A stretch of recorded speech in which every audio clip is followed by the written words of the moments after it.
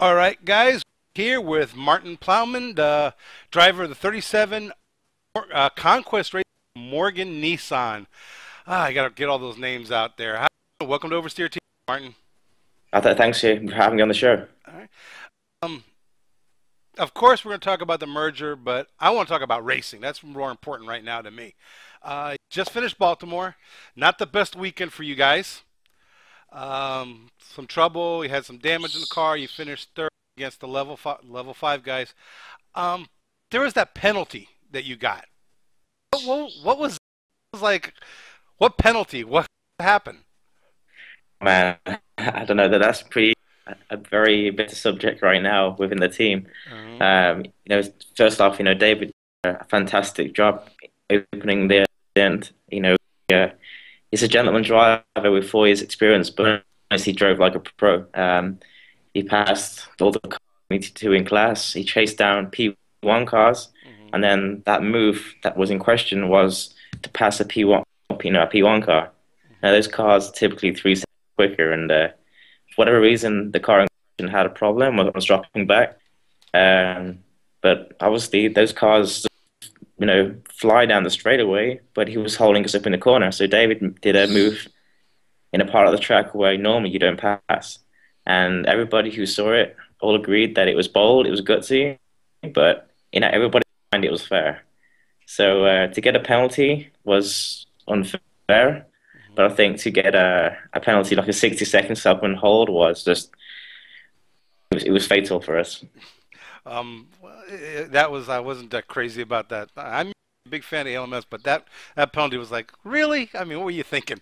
Um, the track was B. It kind of beat you guys up, but even though you did come in third, you're still right there in the points chase. VIR, and you got Petit. What's what is it like? Because you're a one car team, but you're going against level five, which is a two-car team, and so they can probably use more strategy. You guys can, right?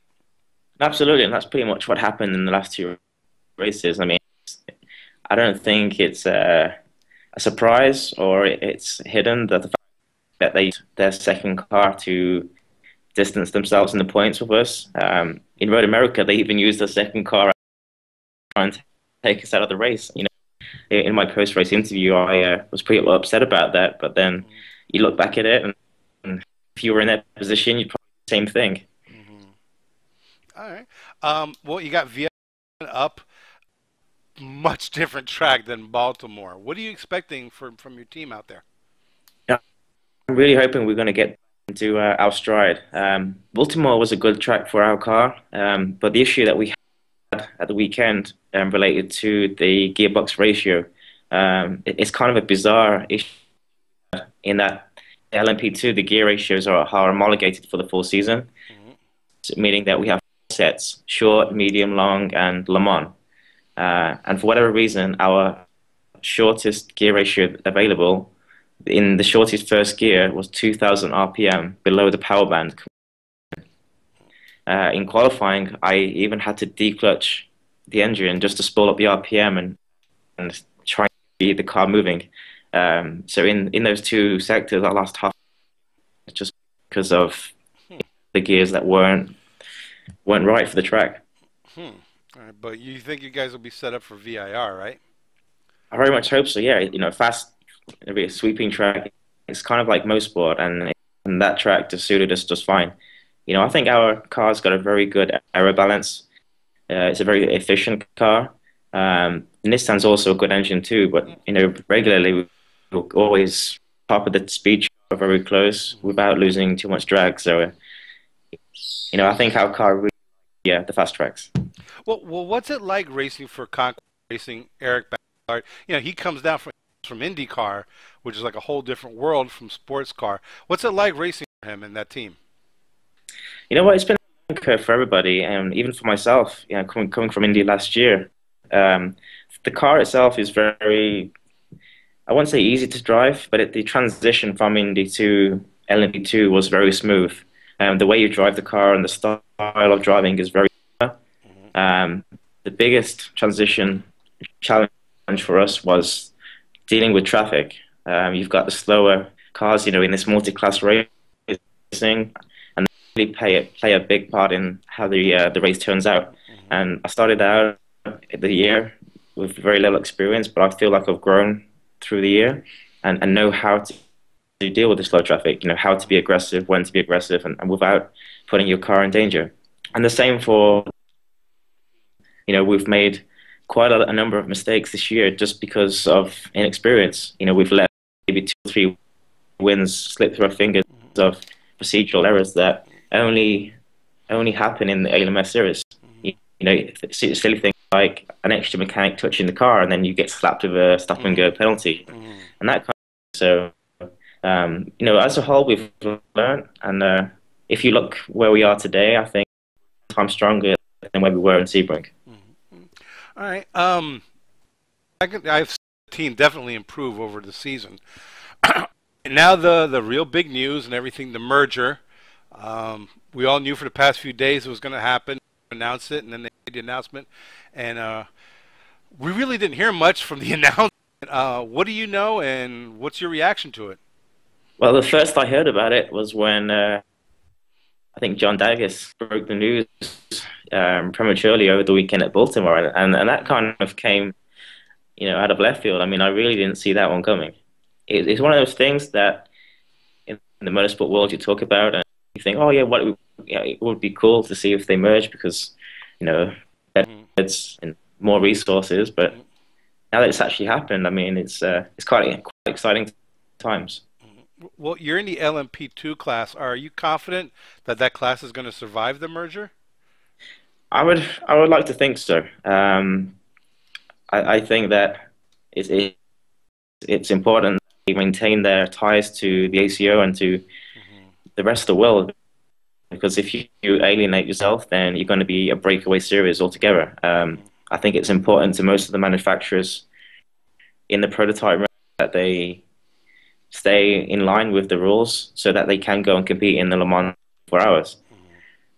Uh, you know what? My biggest worry is that if we do break away and we do our own rules and follow the Daytona prototype lead, then I don't know, it would be isolated there. I agree with you 100% on that one. Well, thank you, Martin. Thank you for your time. I'm looking forward to the VIR, and I will be up at Road Atlanta for the Petit. One other thing I want to mention and for you to talk about is you this charity, which is, a lot of drivers work for charities, and most of them are just, hey, write a check here. But you do something really good and something great for a charity that I really like. It's called Snowball Express. Yes, Tell. Snowball Express is a charity, especially for children of military heroes. 9/11. Mhm. I got involved with the charity just over a year ago now. A good friend of mine introduced me to the chairman of Snowball called Buck Cohn. Mhm. He told me the charity story, the mission, and what they aim to achieve. And basically, it's to create hope and new memories for the children of fallen military heroes. Mhm. When mom or dad dies in war overseas, the military give the family between 30 and 60 days to vacate the base and go back home. Now, their entire life as they know it is their family over there just shut off. Mhm. So that they go home and they're left to rebuild their life. Now, what Snowball does, they invite every children who's registered with down to Dallas Fort Worth. Yeah, American Airlines will fly them free of charge. The Sheraton down there free of charge for a 4 day stay, Mhm. and it's just 4 day celebration of life. So there's ceremonies, there's rows, theme parks, concerts in it. It's just a chance for them to meet kids who are going through the same trauma, the same road to recovery. So that's the big Snowball Express that happens every year. But what my involvement is, um, well, it's called snowflake events. So these are secondary to the Snowball Express event, and we try to invite local snowballs, families out to the racetrack, and they become my like VIPs for the weekend. They get to hang out and be part of the crew. Um, but essentially, they're also meeting the kids locally and making new friends there at the same time. All right. Somebody wants to get involved with the charity, help you guys out, just learn about it. Do they have a website or something they can contact? Absolutely, yeah. If you go to snowballexpress.org, there's a way you can donate online, or even volunteer. I mean, it's um, a growing charity right now. They are headquartered down in Dallas, but it's expanding and they're looking for like local chapters around the country. So if you'd like to, volunteer your time, if you have football tickets you want to donate to families or anything of that, it's not just money that they're looking for. So if you have a children's camp where you want to invite kids out for a summer camp or anything like that, that's what they're looking for. So it's just go to snowballexpress.org. I'll make sure I'll help get it out for you. Martin, thanks a lot. Thanks for coming on Oversteer TV. Good luck the rest of the season, and we'll be seeing you over at the Petit Le Mans. Thank you, Tony. I'll see you soon.